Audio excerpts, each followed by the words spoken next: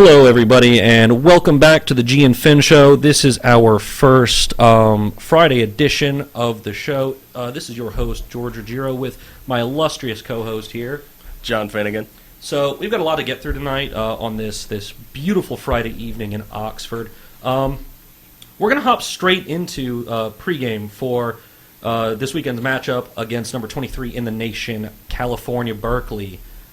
So The Rebels went out west a couple years ago, 2017, for approximately a midnight Central Time kickoff. And that was I believe that was one of the first couple games with Shea Patterson as a starter, but that offense fizzled out. A lot of talent on the team, but couldn't get the job done. I don't know if it was jet lag or if that was just a real good Cal team. But what do you see being different when they're coming to Oxford this year? So, really what I think is going to be different about this matchup is just simply the talent level of these two teams. The coaching staff of Cal is exactly the same. They've got that same head coach who's really defensive-minded, and you can even see that in their game. You saw that 2 years ago in Cal. I think you're going to see that again here. So I really think the main difference is going to be the skill level of the teams. This Ole Miss team, sure, they've got a lot of talent, but it's very raw. It's not very developed. Even 2 years ago, with all the NFL wide receivers and skill position players that Ole Miss lost, they were playing 2 years ago. Maybe they weren't as polished, but they were still playing. Yeah, they were in the game. I mean, guys like A.J. Brown, D.K. Metcalf, DeMarcus Lodge, freshmen or sophomores at the time, but, made some semblance of an impact, but nowhere near to the degree that they made one in the past season. I think you're absolutely right. I think the skill on this Ole Miss team is raw. I think there's a reason this Cal team's ranked, but I think it's going to be a real different game. Ole Miss has got, I think this year will be a stoppable force against an immovable object, where in years past it may not have been the same. I mean, I completely agree with you on that one. But I think that's going to be the case for both teams here. Like if you've watched any of Cal's games this year, they're very hard to predict because it seems that they like to play to the level of their opponent, which I'm not going to say whether that's good or bad because they're 3-0 on the season. They're ranked 23 in the nation. That being said, ranked team, Ole Miss is favored by 2.5 points at home. It's actually 3. They just shifted the point spread earlier today. I mean, what that tells me is coin flip game at a neutral site, 3-point swing no matter where you're playing. This time it's in Oxford. It's not going to be too much of a scorcher like the last couple weekends, but 80 degrees by 11 a.m. easily. It's going to be muggy. It's going to be early. The game kicks off at 9 a.m. California time. But go ahead with what you're saying.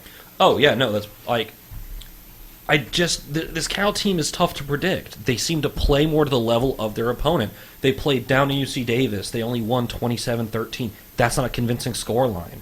They beat Washington, who was ranked 14 at the time, by 1. That's 20-19. That's not convincing. It's a win, but it's not necessarily convincing. And most recently, they played North Texas, and the same scoreline as against UC Davis. It's 27-13. Now, they haven't given up many points this season, but that just attests to the defense that they've got, and it's a really strong defense. And it's definitely a bend, not break kind of defense. It's one that's you might get a few yards on first, you might get a couple yards on second, you might convert a couple first downs, but you're not going to break off. You're not going to be breaking off explosive plays, which is something this Ole Miss team has become really reliant on. You know what? I don't think we're going to see something. I mean, it's special teams. It's not just their normal 11-man defense. But I don't think we're going to see anything like a 94-yard kickoff return. I don't think we're going to see a screen pass develop into a 60-yarder. I think this is a Cal team that we're going to get on their side of the field. I don't foresee us getting in the end zone a lot. So I think one of our players to watch, at least on the Ole Miss side of the ball, Luke Logan. I think there's going to be a lot of times we get in Cal territory and can't convert. We're going to have a lot of fourth downs down that way. Hopefully we're not put in a position where we need to go for them, but I think those 40 to 50-yard range field goals, I think the game might come down to a couple of those. No doubt. I mean, so some of the key info about this Cal defense that I've picked up, and it's very, very similar to the way that Ole Miss's defense plays. Once you get to the Cal 40-yard line, they lock it down. It's essentially just pressure, man-on, shut-down defense right when you get to their 40-yard line. Like you said, it's bend, not break. They'll let you get near their end zone, but they won't let you in the end zone. And I think one of the main reasons for that, and in my opinion, my player to watch for the entire game of both teams, but specifically in this case, Cal's defense, is their linebacker, their starting middle linebacker, Evan Weaver. And that's a big man there. I think he's something like 6'2", 6'3", easily over 200 pounds. And he's got 35 tackles through 3 games. Three of those behind incredible. the line. Has broken up a pass, forced a fumble. That's going to be tough. This is a team, we're not going to be able to run it up the middle for 4 consistently. I think that's someone who's going to crash on the gaps. Even if our line can open up holes, I think this is a guy that's going to crash on it, that's going to get to guys behind the line of scrimmage. I don't know if Scotty's elusiveness or Ely's just explosiveness is going to be enough against a really solid linebacker core with an excellent linebacker leading that defense. I really don't think either of those two are going to have a really strong game. Ely on kick returns and punt returns, I think he'll have a good game there in the special teams, but I don't think our run game is really going to be able to get it done. I mean, if you've watched this guy play, he's a game breaker. It's not just that he's a good linebacker. He's a cheat code. It's not fair when he's on the field. Exactly. It's really not. He plugs the holes, he stops the run, and he stops the pass. He's just got such a good football IQ to go along with that frame and that skill set of his. And all right, so let's get this out of the way. Where do you see this game going? Who wins? What's the final score? I think we got the over/under set at 41.5. Ole Miss favored by 3 at home. So what do you got? What's your prediction? So it's gonna, no matter what, I think this is gonna be a tight game.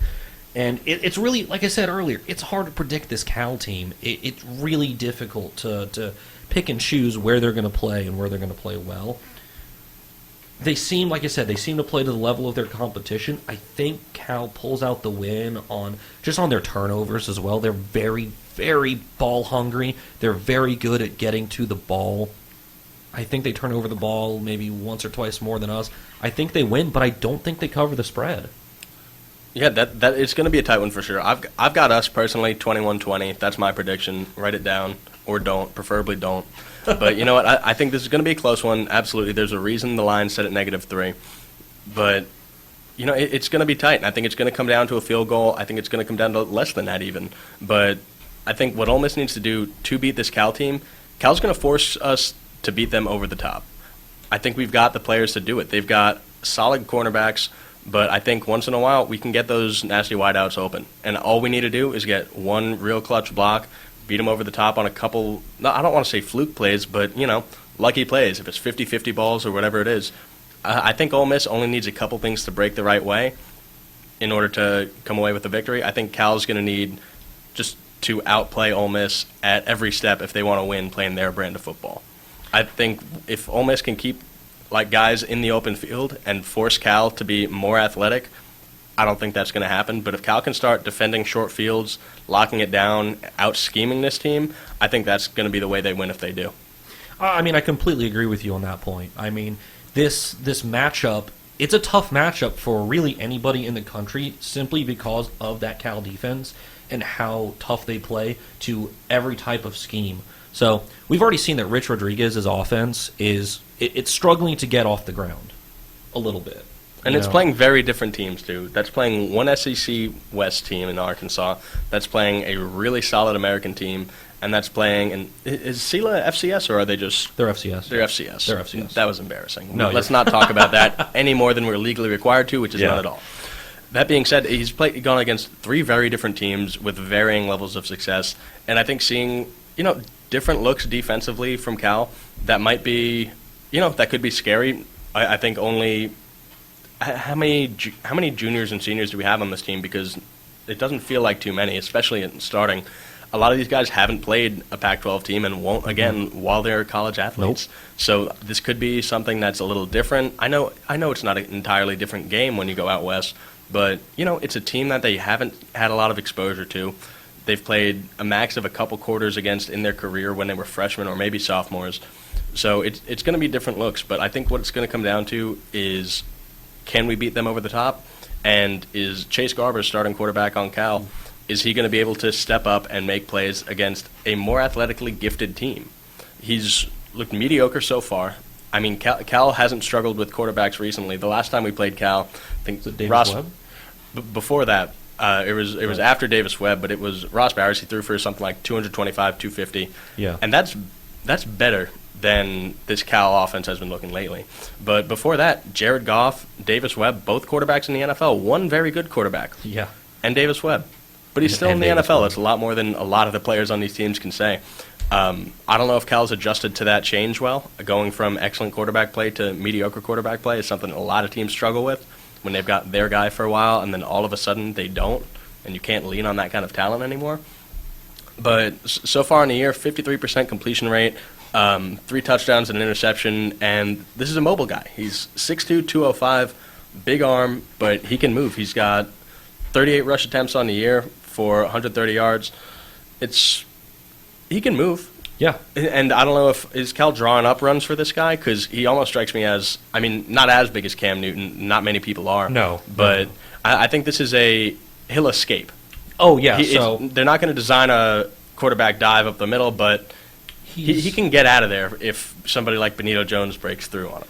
Definitely, and I mean that's part of the game plan that's going to be so tough for Ole Miss to handle. So because he's such a mobile quarterback, that's really what they've struggled with. You know, in years past and even this year, they struggle with a more mobile quarterback. Now, they don't. From what I've seen, specifically against Washington, that's where I've seen most of the game film from. Simply because that was just almost a barn burner. It was in Washington. Cal goes in and gets the win. You know. That was a good game of football. Oh, it was a great game of football, but I think that really shows off what type of team Cal is when they come up against that type of quality competition. They lean extremely heavily on their run game. Now they've got a good pair of running backs with Dancy leading the charge, and I think it's Chris Brown Jr. is their other no relation as far as I know. They lean heavily on the run, and they have a similar issue that Ole Miss does on the offensive side of the ball. Their offensive line is it's very raw. I it's think not very good. I think both defensive lines are going to significantly outclass their offensive line. Oh, no doubt about it. And There's no question there. And Matt Corral, not a big guy, but he can move. He doesn't scramble. He scampers. I Yeah. don't know why, but that's the only word that accurately says what he's doing. If he starts having to move, he can scamper. That's what he can do. Yeah, and like I think there's no way around that. He's very good at moving the pocket and shifting where the point of play is. And I don't think we're going to see a lot of clean pockets tomorrow. No, I think we're going to really see. don't. I think we're going to see screen passes. Not even. Oh, I mean, God. normally you try to beat a blitz with it, get the ball away from the line of scrimmage, or at least away from the snap. But I think we're going to see quick screens to wide receivers. I think we're going to see outside runs, a lot of them. I think these D lines are going to make life really hard for these quarterbacks. It's not going to look good on them. And I think the only thing that's going to make the difference is can they hold up. You know what? Say it's a 2nd and 1. Somebody decides to take a shot. Can you get lucky? Can your offensive line step up and make a key block and make that play? And, give your man some time. I think whichever team is more successful in having those couple plays break the right way, I think that's who's going to come away with it. Yeah, and I mean, like you kind of just mentioned just a second ago, my actual defense player to watch for the Rebels is Benito Jones. He's really the leader of this defense following the loss of Momo Sonogo. Sonogo's always kind of been that emotional leader. He's a junior this year. He's the quarterback of the defense. Exactly. But Benito is really that underlying motor. He's that engine that just keeps them running. He doesn't have the fancy stats. He doesn't have that crazy high amount of tackles or those crazy plays where he just breaks through to the backfield and sacks the quarterback. But that's just not what he does. He pushes that offensive line. He stops the run. That's just what he's good at. You know what? He He's does the his heart job right now. Exactly. He does his job on every play. And he does it consistently. That's what I really like about him. And that's what I really think will make him a key to this game, especially because Cal leans on their running back so heavily. And yeah, I mean, there's no way around it. Benito Jones is the heart and soul of this Ole Miss defense, and it's a real good thing that. I mean, if we're going to be missing Momo, at least we've got a guy like Benito Jones, been on the team a while, been through stuff with this team, that's going to be able to step up. So anything more you can say about this game before we see the on-field product? I'm not sure that is. There really is anything else. I definitely think this is going to be a defensive battle, like we've harped on so far. I think there is another offensive player that I would love to see really just have a breakout game here, and I really think this is a game for Octavius Cooley to really make his name in this game, because sure, they've got those great linebackers and those great defensive backs over in Cal, but no matter where you put him on the field, Cooley's a mismatch, even against someone like Weaver. He's going to be too fast for a linebacker and too big for a cornerback.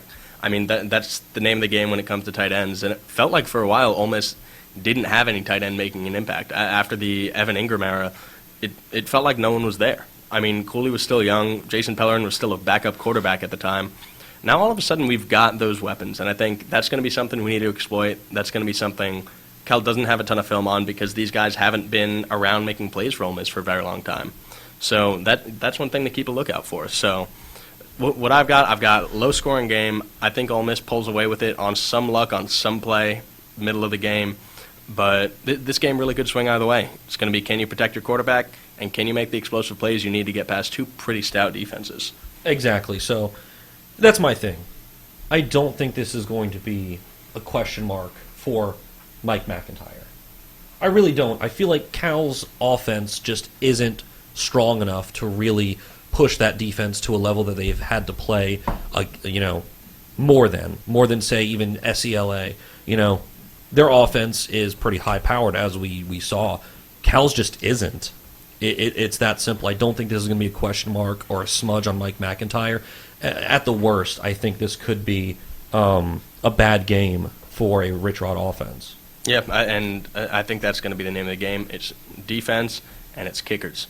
And you know how much people love defense and kickers. So that's our Saturday. At least it is here in Oxford. So let's talk about these midweek games for the NFL. Okay. Monday Night Football, we both had the Browns winning and covering, and it was somehow even uglier than we both expected. I turned the game off. I decided I had a lot of work to get done. I'm like, all right, once we have 3 3-and-outs, I'm a Jets fan. Once we get 3 3-and-outs, I'm going to go do my homework. So I was doing my homework by about 8 minutes left in the first quarter. Trevor Siemian was killed on the field by Myles Garrett. No surprise there. Broke Myles his Garrett ankle is a in beast. approximately 43 pieces. Luke Fox stepped in. He looked fine. Adam Gase has some experience with him. OBJ, still great receiver. I mean, he looked good and then took one from the 11 all the way to the house. This is what we expected. We both had there's not too much we can say about No, it. The there Browns really are isn't. a better team in all aspects. They were a better team even when the Jets weren't hurt, and now the Jets have a real bad injury bug. They should have just won a by bug more bug. than 20. That game was not even as close as it looked. Final score 23-3, I want to say. Jets did not get in the end zone, No. despite the best efforts of Le'Veon Bell, who carried the entire offense. Oh, I mean, he was fantastic, though. Like, we have to just, I think we need to give him the credit where the credit's due. People was forget. awesome. People forget. It's recency bias. You didn't see him last season. You forget that that's a guy that, I mean, he was hit behind the line of scrimmage on 40% of his carries. And at the same time, he had, I think, average yards after the catch was 5.5. And for a receiving running back who's going to be behind the line of scrimmage on most of his receptions, that's something special. He was fighting. He was getting. I mean, he turned tackles for loss into first downs on more than one occasion. So the one bright spot, if you're a Jets fan, there aren't any others. Thursday really night, aren't. Jags-Titans. Ooh. Gardner Minshew, the second. He's looking great. It's Gardner Minshew season. I'm saying it now. I'm having so much fun watching this guy so far. I feel like every story I hear about him makes me love the guy even more. I'm by no means a Jags fan. It's a team I really don't think about much because mine never plays them. But, man, has this guy been fun to watch. I mean, whether it was pregame stretching in his jock strap, which eventually a video surfaced of that apparently. Did it? I haven't seen one. But I I know that's a thing. I saw the headline at work, and honestly, I decided against it. I'm not sure I want to see that. I think I can go without. But definitely, it's just such an awesome story in a season where all the rest of the storylines so far this season have been so negative. If you look at all of them, between Drew Brees getting hurt, Ben Roethlisberger getting hurt, this whole Antonio Brown debacle. Everything's been negative, except for Eli this relegated to Gardner Minshew. second string, and then with Nick Foles hurt, which, I'd feel a lot worse for Nick Foles if he wasn't already a Philadelphia legend and a Super Bowl MVP. Oh, yeah. But you still feel for the guy. I mean, he got hurt immediately on his new team. But, Gardner Minshew is looking great. He went 20 for 30, 204 yards, 2 TDs. Should have been 21 for 30 with 3 touchdowns. Who was that? D.D. Westbrook. Yeah, it was deep D.D. in the Westbrook. end zone, just dropped one. It That just- was right in the breadbasket, too. Absolute job. 1 interception in his first 3 games. Highest passer rating through your first 3 games for any quarterback in the Super Bowl era. Just took over Marcus Mariota, who he played against. Saxonville's back. They got Mariota in the backfield 9 times. 9. That's not a joke. Calais Campbell, this game, was insane. He looked like Aaron Donald out there. He really did. I don't know if that's just a testament to how good he actually is or how good this Jags defense is or how poor the Titans' offensive line and their scheme is. Yeah, it was something. It was and a you show. know what? It was just a show to watch. Even It if was you're great. an NFL fan, once you realized how that game was going, unless you were having as much fun watching Gardner Minshew as I was, you should have flipped over to some G5 action. Tulane, Houston, in New Orleans. That was a game. Tulane down 21 going into half with about 15 seconds left. They kneel it to run the clock out, just take it into the locker room, except it's a fake. They get down the sideline with about 9 seconds left, and they're able to punch it in. That was a fun game to watch. It was nothing crazy. I've got a couple friends from high school down in New Orleans at Tulane. So I was like, all right, I'll watch a little bit of green wave action. They got powder blue uniforms. They got checkered end zones. If you're not going to be good, at least be fun to watch. Oh, yeah. And you know what? That was a fun game. It really and was. One quick note on Gardner Minshew before we move on entirely from him. From Brandon, Mississippi. Won a title with Northwest before he went to ECU and Washington State. And did you hear about his redshirt plan? Yes, I did. It was something interesting to say the least. So not originally planned to start. Where was that? That wasn't at Northwest. That was at he ECU. was that at ECU? Or Yeah. I know that he started his first season actually at Troy in 2014. This guy's been all over the He place. really took the scenic route to the NFL. Started at Troy, transferred to Northwest Community College. Transferred First back home to Northwest. Went home, yeah. And then all the way to East Carolina, and then as a grad transfer, which grants you You get an additional year of eligibility, yeah. Yeah, all the way over to play under Mike Leach. But- which I have to say, I love Mike Leach. But, yeah, and you know what? He said, hey, you could go somewhere else, but if you want to be the leading passer in the league, come here. And that's exactly what he did, and that's exactly what it was. Finished 5th in Heisman voting, I want to say. It was something like that. I know he set a Pac-12 record, if I'm not mistaken, with I think it was 4,800 passing yards in that one season with Washington In a State. 12-game season. Yeah, keep that in 400, mind. 400 yards a game. But so his plan at East Carolina, he didn't want to burn a year of eligibility. The guy wanted to play football, didn't think he was going to get the play time, so he took a hammer to his throwing hand and he tried to break his own hand.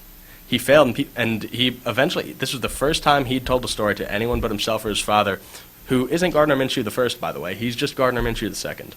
There is no first. I think they said. I thought it was his grandfather. Okay, well that makes the it first. way less fun, and I wish I didn't know that. That being said, sorry. took a hammer to his I'm throwing sorry. hand to try and get a medical red shirt so he'd be able to stick around, get some playing time that year.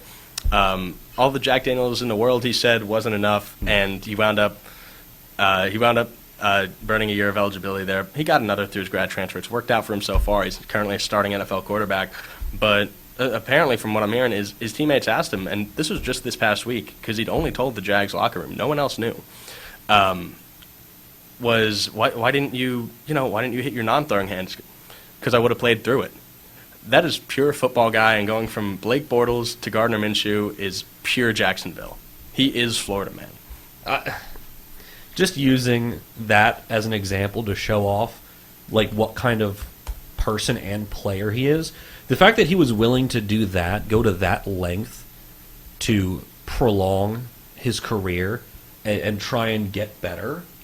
I mean, that's just a level of pure passion for the game that I don't think we've seen in Jacksonville for a while. I mean, even now, we're seeing, sure, Jalen Ramsey is saying that he's got passion for the game, and that's why he's requesting a trade, because he just wants to win. But I'm not sure that's not the same level of passion. That's not the same type of passion.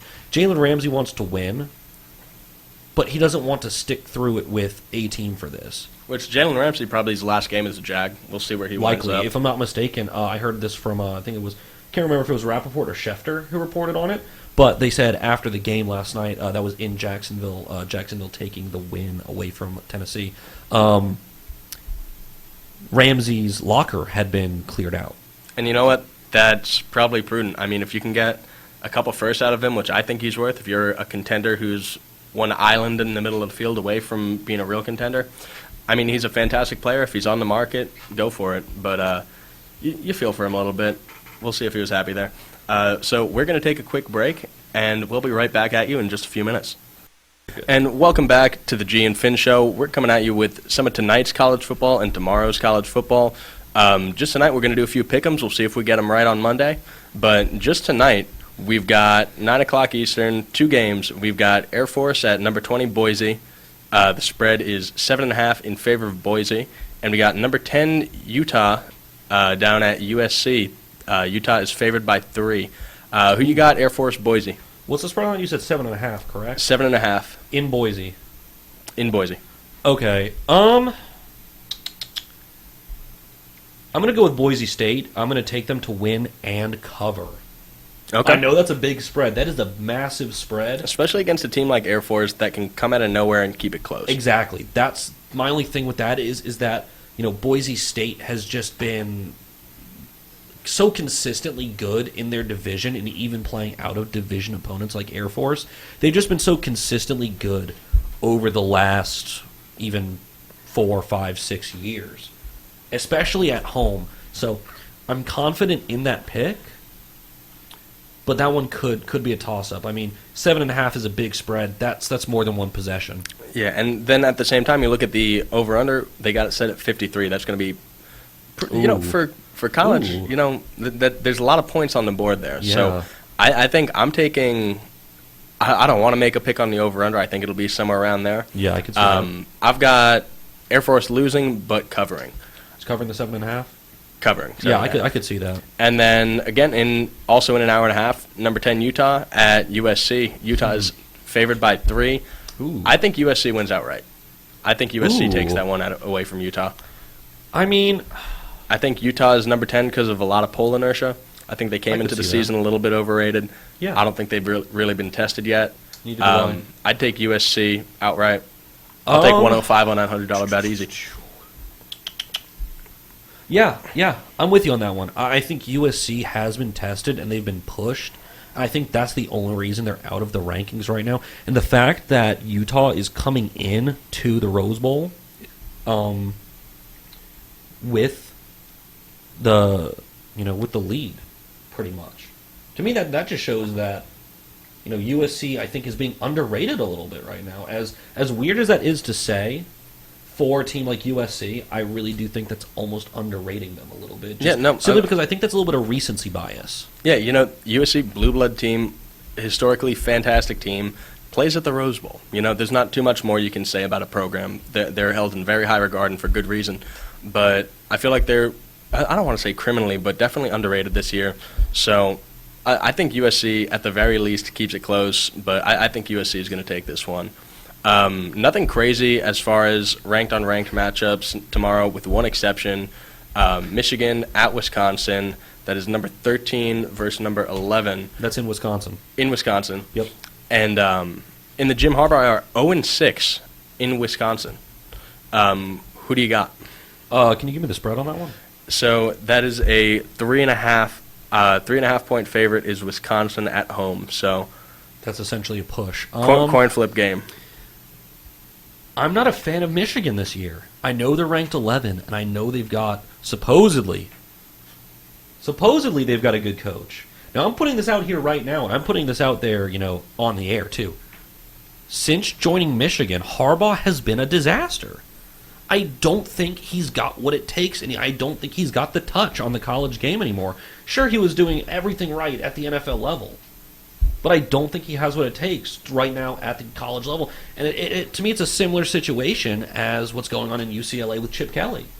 They're riding high. They're at the NFL level. They're there. They succeeded in college at some degree. They get to the NFL, and then their game changes, and by the time they get back to college, the game changes. The game has changed. And I think Jim Harbaugh is a good coach. I really do. I think he's a good coach. I think he is a vastly overrated coach. I don't think he has done what Michigan Preach. wants him to. You know what? If you can't beat your rival, if you lose to your rival so consistently, especially when you're getting paid big money, when you've got that kind of name brand of being Jim Harbaugh, you need to be pulling that out. You can't just stay perennially ranked but never a contender. I think they've been ranked in the top 4 for 1 week since the college football playoffs inception, which is the same number of weeks Ole Miss has been, including the first week. Yeah. Those really were the days. They were. I miss them. But That being said, I've got Michigan in this matchup.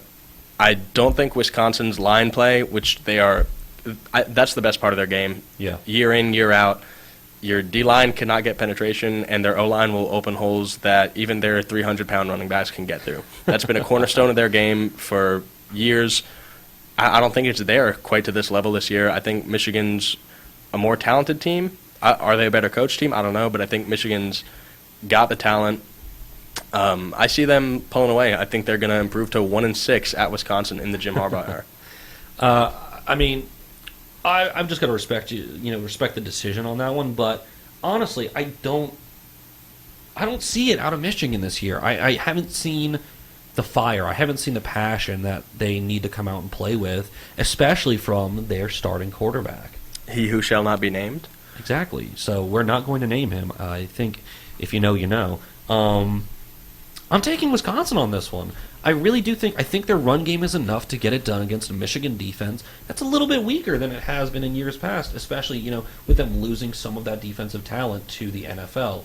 And it wasn't it Taco Charlton who was there last year, Recently released by the and Cowboys. picked up by the Dolphins, who they're playing each other this week. We'll see how that matchup goes. But I'm taking Wisconsin on this one to win and cover. All right, and just a 3.5-point spread, so it could be a close one, but you know what? It's Big Ten. It's always going to be close, even if it's offense game, though. 6-3. Yeah. I don't see anything else exciting on the schedule for this weekend. I've got one. What do you got? Auburn A&M. Auburn and How did I A&M. How did I did that slip your mind? I got a little bit too caught up in the Big Ten, and I completely forgot about the SEC. That's weird. I think, all right, so favored by 4 is A&M in College Station. Ooh. I think A&M is a better team than Auburn this year. I do, except for one I position. do not think Auburn. I think they're a better team. I don't think Auburn takes this one. I don't think they take this one. I agree. I think A&M is going to pull this out. I like A&M's team. The only thing that I see out of Auburn that I've been very impressed with is I kind of like Bo Nix. Bo Nix came out of nowhere. He did, but he's got that swagger. He's got that extra something. That, I mean, you saw that against Oregon. He's such an SEC quarterback. He really is, and he's such an Auburn quarterback, which is a real good thing to be. You know what, doubt. Bo Nix. That is an SEC West name if I've ever heard one. And you know what? I didn't catch a lot of that. I didn't catch a lot of that Auburn-Oregon game week 1. So I didn't catch a lot of that Auburn-Oregon game week 1 just because I'm not a massive Pac-12 fan. I don't try to watch a ton of those games, and I was still pretty upset about Ole Miss Memphis. Yeah. But you know what? I caught the very end of that game. Bo Nix won me over in a 2-minute drill. So, I could really see this game going either way. I don't know if I'm even comfortable making a pick on it. I mean, if I was putting money on it, I really would be comfortable. This is a game that I would not touch with a 10-foot pole. But, I mean, just for the sake of it, you said there's a 4.5 at College Station? 4 even at College Station. 4 even. Nice. I'm going with Texas A&M. I'm going to take A&M. You got them covering? I've got them covering at least. If gun to my head, I'm taking A&M too. UCF travels to Pittsburgh, favored by 11. I could see that being a decent matchup, though, because Pittsburgh is usually one of those kind of sleeper teams that really, picks up their game when a big team comes to play. They have a knack for having talent and not letting people realize it until it's too late. Exactly. Whether you run into them in a bowl game or end of the season when you've got one on the line, or even if you've got like college football playoff hopes, that's a team that can come out of nowhere and surprise you with, I didn't know they had playmakers at that position.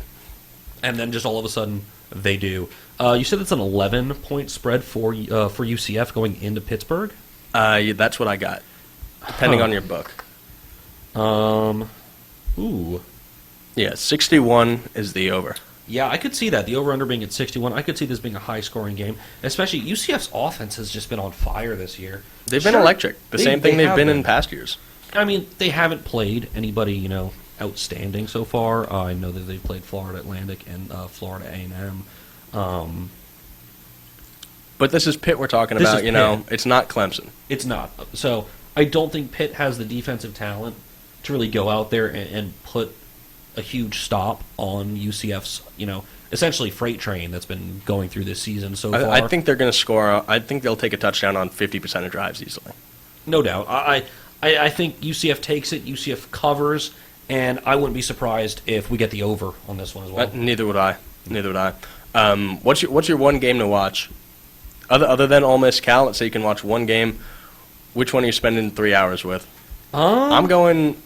I'll let you give your answer first because I know mine For this weekend. I mean, if I had to choose any, I would definitely choose Tennessee and Florida. All right. I'm just kidding. I thought we weren't talking cupcakes, personally. I'm just kidding. I don't think that's going to be a game Florida's just going to roll. For only a 14-point favorite, they're a significantly better team. They're ranked top 10, and Tennessee remains Tennessee. But, whenever you're playing a divisional opponent, things have a tendency to stay a little closer. You know their tendencies. You play their players every year. So things can always stay a little close. Florida wins. Florida covers. Florida, no doubt. If I can watch one game, I'm going Michigan, Wisconsin. Okay. I'm going to give you another pick, though, that I think will be a little bit interesting. Notre Dame going into Athens. That's my real pick there. I was just kidding with the Tennessee-Florida one. I just thought that'd be a little fun there. I don't know how I neglected to mention this game. Yeah, I'm going with that game to watch. I mean, can you give me a spread on that one? I just don't know it off the top of my head. Georgia by 14.5. Ooh. And that's number 7 versus number 3. And I think Vegas giving you that kind of spread on those closely ranked teams, that tells you a lot about where Notre Dame tends to be ranked in relation to their skill level. I've got a lot of respect for Notre Dame as a program. I love Rudy. I'm Irish. But I think just due to their blue blood nature and the fact that they play big-name teams year in, year out, just by the nature of an independent schedule, I think they're overranked. I think they're good. I think they're overranked. I think they'll keep it a little closer than Vegas thinks. I've got Notre Dame losing but covering the spread in that one. And that's 14.5 in Athens, Georgia. Georgia's been rolling, no doubt about it. Georgia's been rolling. Yeah, I'm going to take Georgia to win, but I don't think they'll cover. It's going to be a tighter matchup than I think Vegas is giving odds for, but I'm completely with you on that one. I think Notre Dame is just vastly overrated. They've kept it going this long. They always end up in the top 10, and they never really show off that they deserve to be. In their matchups with top 10 teams over the last couple years, if I'm not mistaken, they're 1-8 over their last 9 matchups. That's something that a team that's also perennially ranked in the top 10, that's not something you can abide. That's not something that you can really put stock in. I feel like this Georgia offense is just going to roll. The Notre Dame defense is still vastly overrated, and truth be told, I don't think this is going to be a game. I'm taking Georgia to win and cover over Notre Dame this weekend. All right, so we've both got Georgia walking away with a win at home. Athens, Georgia, a heck of a town if you forget the chance to visit. If I'm a Notre Dame fan, I'm getting out of South Bend, Indiana, and I'm heading down to Georgia for this matchup.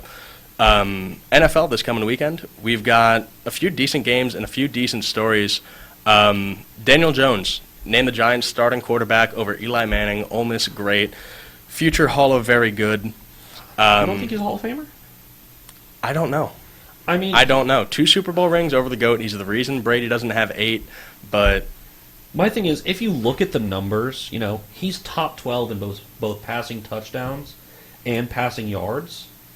That's the only thing that I really look at. That along with the other accolades. Sure, they're team accolades, but still those get lumped in with the rest. Sure, he's got a 500 record. Sure, he has a losing record since his last Super Bowl. But he's still got the 2 rings, and it's not that he just has the rings. He's got 2 rings and 2 MVPs. Yeah, and I mean, he did take over those games. He really did. And I mean, if you look at some of the other Hall of Famers out there, I mean, guys like Joe Namath, for example. I mean, sure. Well, at one point, Joe Namath great. had been the MVP in 1/3 of all Super Bowls. At one point. When there were 9, right? 3. 3? Just Oh, 3. yeah, that's 3. But hey, he had it once. He did have it once. I hear you. I think the game's changed. And even in the time Eli's been the starter, the game has changed. Yeah. I don't know if a guy with Eli's stats right now gets in. I hope he does. I'm a New Yorker. I think he deserves to be there. And you know what? He's the reason Brady and Belichick do not have 8 rings apiece. I'd love him to get in. I don't know if he will. But Daniel Jones as a starter, they travel to Tampa Bay to play the Buccaneers. And Buccaneers are favored by 6. Yeah. That's a big spread for me. I'm not a Jameis Winston guy. It's Neither not am my I. thing. I don't like Winston, but I love Bruce Arians. I really do. He's just such a good mind there. And, it's just something tough to really, back up there. So if you had to pick that game. If I'm picking that game, I'm taking Giants to cover, Bucks to win. That's what I got too. I think Giants are going to keep it close. I like Daniel Jones. I wasn't high on him for a while, but I like him. I think the Buccaneers still do eat a W this weekend. Falcons at Colts, favored by 1.5. Is Jacoby Brissett going to keep it up? He had a great game last week. Is Julio Jones going to continue Julio Jonesing and even getting into the end zone this season? And then Saints visit Seattle, favored by Seahawks, favored by 4. Yeah. Teddy Bridgewater, love the guy. We'll see if he, if he plays to the level that team needs him to instead of Breeze. I expect them to lean on Kamara. I expect them to throw up a lot more 50-50 balls to Michael Thomas. That game could go either way, in my opinion. I think that could be a good game. Mm-hmm. What else we got? I've got on here some other ones to look at. I've got Steelers at the Niners. Niners 6.5. That's a huge spread to me. That's a really big spread. That's massive to me, especially at the NFL level. For a team that's picked second in the draft last year, but has shown a lot of promise in the first couple of weeks. Oh, no doubt. But this is really the first test for this Jimmy Garoppolo-led Niners team. Thing is, the Steelers' defense just got a little bit better. They picked up Minka Fitzpatrick from the Miami Dolphins, and that's not a small pickup. He's an exceptional player. Back. He's fantastic. Sure, they gave up a first-round pick for him. And you know what? I think the fact that the Dolphins were shopping him so heavily almost made people underrate him as a player. Just because your team doesn't want him, there's a good reason they didn't want him on the team. It's because they want somehow even younger talent with that pick. But you know what? Silly. He's a good player. I think the Dolphins were wrong in letting him go, even for a team in complete rebuild, tear-it-down mode. And then Rams favored by just 3 in Cleveland. Browns aren't on much rest, but I don't know how taxing that Jets game was on them. Probably not very, based on the product on the field. I feel like the Rams are still a good team. Oh, I yeah. do. I think they're still loaded. Realistically, that offense has picked it up again this the beginning of this season, especially with the return of Cooper Kupp. Yeah, I think that return gets really underrated. The impact a guy like that can have on a team like the Rams who needs players at that position, it's significant. It really is. You saw him leave the team through injury at the middle of last season, and that was a turning point. They felt it. They really did. That was a turning point for them. He's their Edelman. He's their security blanket. He's that guy that, if you need a first down or you need something caught within a certain range, get it to him. Get it to Cooper. Game on the line, you draw up a play for him to get open, and he's going to. He's a reliable player, and you know what? I don't think you can overstate the importance of a locker room guy like that. Not an exceptionally young team, but that's a guy that stepped up there. No doubt. Now, we'll be right back just after this. Welcome back, everybody. This is going to have to be the end of our show. Thanks, everybody, for listening and tuning in. This is our first Friday show. This has been G. And this is Finn. On the G and Finn Show, coming to you live from a 92.1 FM or Rebel Radio or the Radio FX app from Oxford, Mississippi. Thank you, guys, and we'll see you back here Monday at noon.